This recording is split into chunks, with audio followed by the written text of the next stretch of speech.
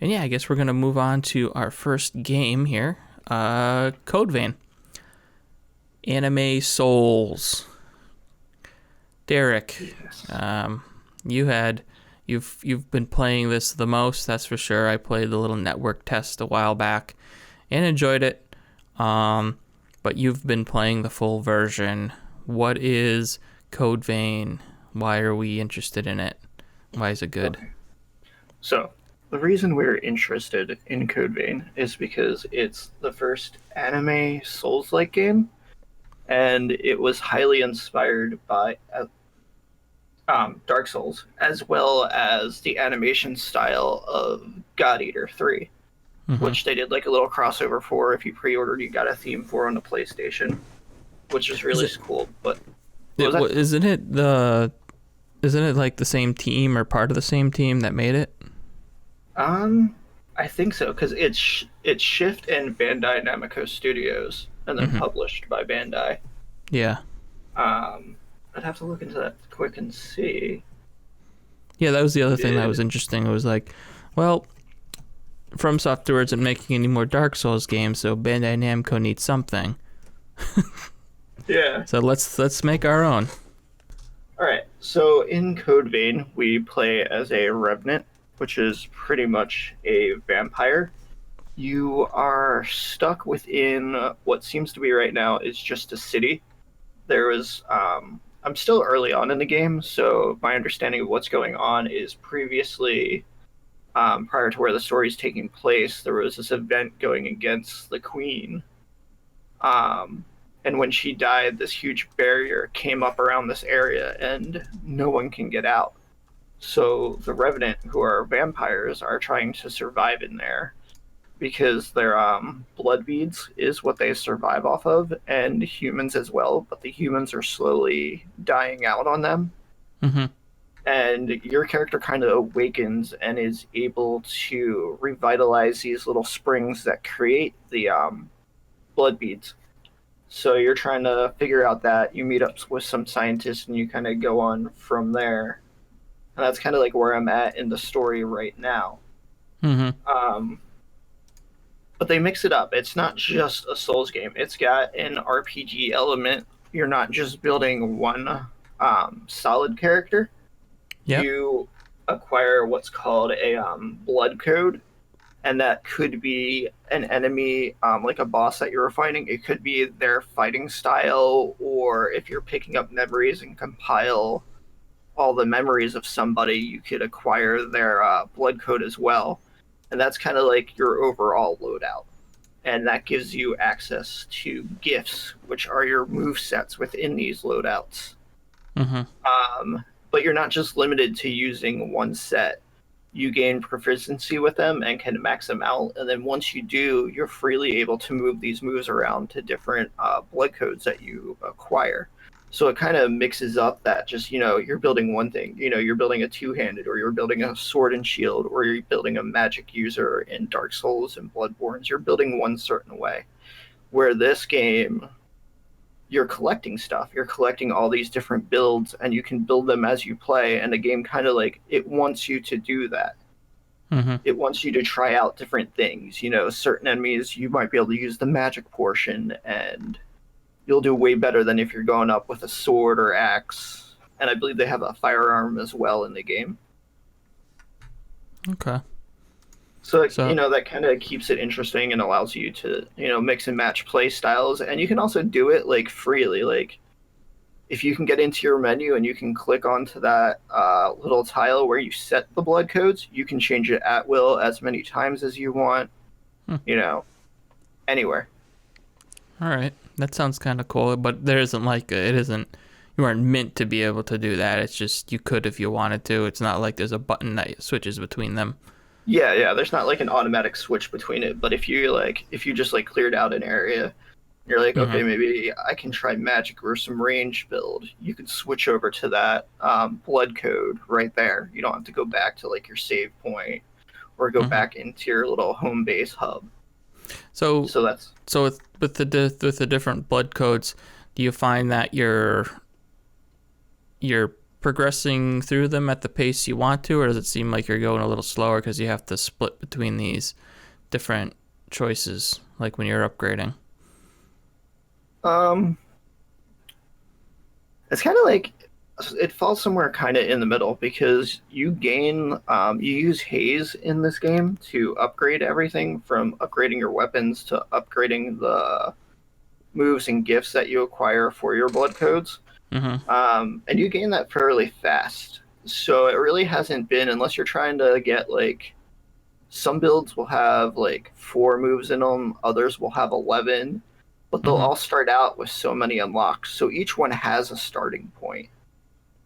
So it's not like you have to get, once you get one, you've got to all of a sudden grind out and try to learn all these moves. You Okay. might have a couple points to get like the next skill, and then you'll start using that skill for a little bit, and then you can unlock something. And the progression kind of it just flows with the game itself. Okay. So how is it? So you talked about that. How does the progression feel compared to Dark Souls in terms of like, you know, is there like a bonfire equivalent? Is there like do the enemies reset every time you rest at the bonfire? Um, how does it feel? Is there like good paths you can take for grinding and stuff like that? Yeah, there's in this game it's called a mistle. It's like Okay. a little plant thing in the ground, and you go up there and you can activate them in different spots, and So that'll like mistletoe. yeah. Yeah. Okay. It's just like giant white plant that grows out of the ground. Okay. But yeah, it works just like a bonfire would in Dark Souls. You can go there to level up, to acquire new gifts. And you can also, there's also fast travel in this. It's called teleport. So you can Mm-hmm. use that to get between areas. You don't necessarily have to like run everywhere you're trying to go. Okay. And like, is there the grinding paths and stuff? Because I know you were talking about Yes. that, trying to get ready for your your boss fights and stuff. Yeah, there's definitely paths that you can do. Like, one of the cool things they added in as well is there's these little, another little flower. They don't have a name because you just kind of go up and activate them, but Mm-hmm. they'll unlock the map. So your map's initially just like a giant blank slate, and it Okay. gives you like little marks showing where you've been as you walk, and they'll Mm-hmm. stay there for pretty long. It's not like some games where you'll just see a little trail for a couple seconds. Mm-hmm. You'll see everywhere you've walked on that map. But then once you get to these certain spots, you activate that, and it will reveal a portion of the map. So then you Okay. can be like, okay, I haven't been here. There's paths here. There's paths here. They kind of give you like for grind spots as well. Early, like very early on in the game, there's like a nice little circle path you can use that I made a video on and used for quite a bit to get some level ups in Mm-hmm. because I've just been playing solo right now. I haven't got to test out the multiplayer that it has, Okay. which, Does it have multiplayer similar to Dark Souls, where you kind of summon somebody in, or is it yeah, more I'm under the coordinated than impression that? that it works the same way. It's just with this one, it's only 2 human players, and then you'll have your companion that you have in the game with you will be with you. Okay. Oh yeah, that's right. There was a companion that you have.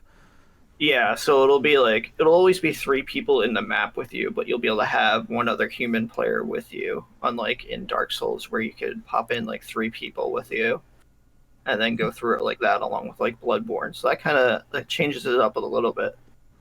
Okay. Let's see.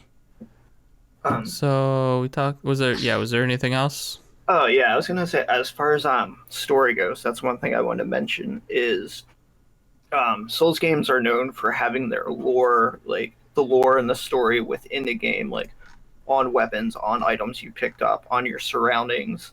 This Mm-hmm. game adds a little bit more into where you're actually following through a story. Um, it's not like super like cut dry linear. Like here's your story, here's what's going on.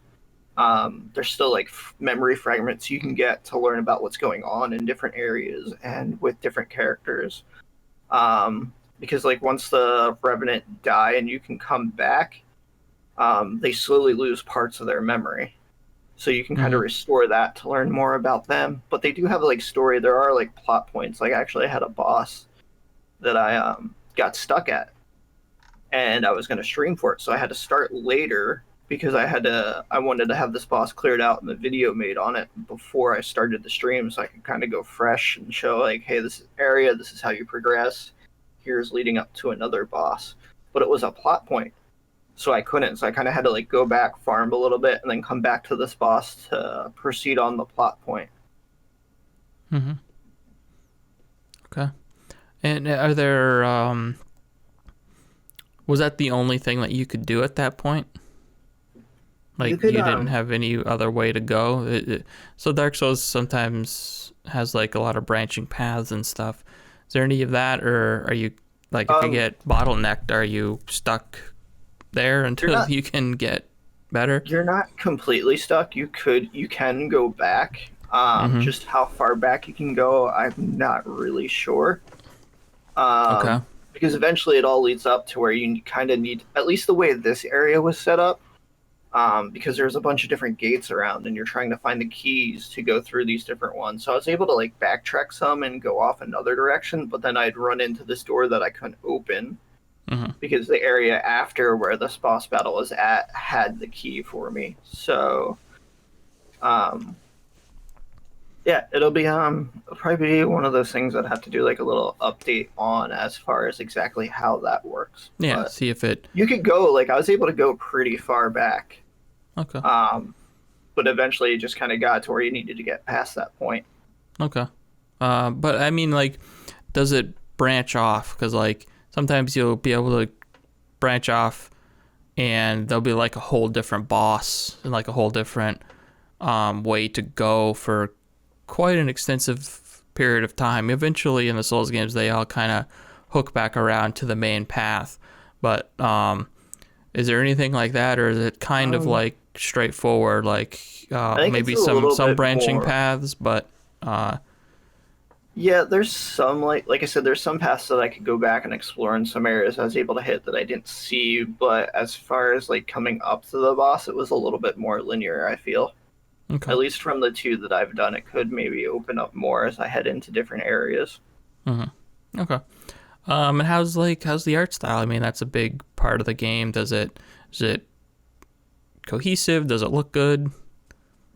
The art style in this looks great. Um, like they said, they took a lot of inspiration from the art style of the God Eater series, so you can kind of see that like in the weapons and the details of the weapons and how they're set up. Mm-hmm. The character models are really great. The backgrounds are nice and beautiful. Everything looks great. Um, Yeah, yeah, from the network test, I really thought the lighting worked good with the art style.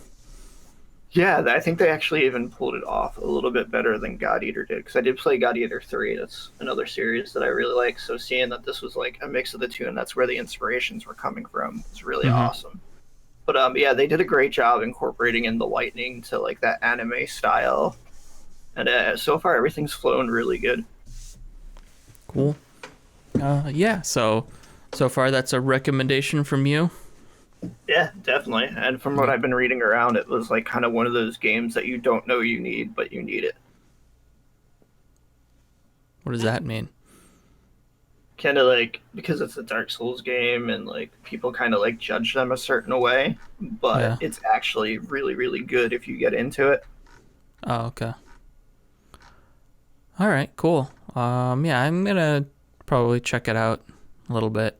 Not right now, but uh, maybe if there's a sale or something. Because I did enjoy that network test. It's just right now taking on a Souls game seems like a big ask with Yeah, everything, with all the other stuff that's coming out. yeah, that's what I've kind of just been soloing through it, picking it up here and there. And that's another good thing is like you can kind of just grab it here and there if you can only play a little bit. Yeah. Do you find it? So you have your companion with you all the time. Do you find that makes it a little bit easier? Do they like draw aggro and allow you to get some hits in, or are Um, they good at fighting the I don't know. enemies and stuff? I'm kind of mixed with having the companion there at all times. Sometimes they can be useful, but like a lot of the time you have to initiate the battles before Hmm. they'll act. Yeah. So that would kind of be something that I'm mixed on right now. Hmm. Like it's not bad, but it's not great. What about in And like boss battles though? Do they pull aggro? yeah, they'll pull aggro and they'll like hold the boss, and then like other times they won't. So it's a real like right now it's really mixed of how they Okay. work. So it's kind of hard to get like a bead on like okay, I can bring this guy in. He's going to do exactly this, Yeah. So far right and now we'll it be seems a good. little unreliable. Yeah, like when you're out and about, it's great. But against bosses, I wouldn't really try to rely on them. I'd come up Yeah. with your pattern. So that was one thing I was trying to do with the one I got stuck on. I'd go in, do my couple hits, let them take over, and then I'd try to dodge like the AoE moves that were happening. Hmm. But then they'd just get completely wrecked in there, and then there was nothing I could really do on my own to get in there until I leveled up more. So Can they like revive you or anything if you go down? yeah, you can revive them if they go down. It costs a portion of your health, and then they Okay. can do the same thing to you as well, as long as they have health to spare. And you can take that down all the way to like only having one health. Okay. Um, the other thing was there's no commands you can issue to them or anything. No, No. Okay. All right. Cool. All right. So that's Code Vein. That's out on Xbox, PlayStation, and PC, right? yes, Okay. You were playing on PlayStation? yeah.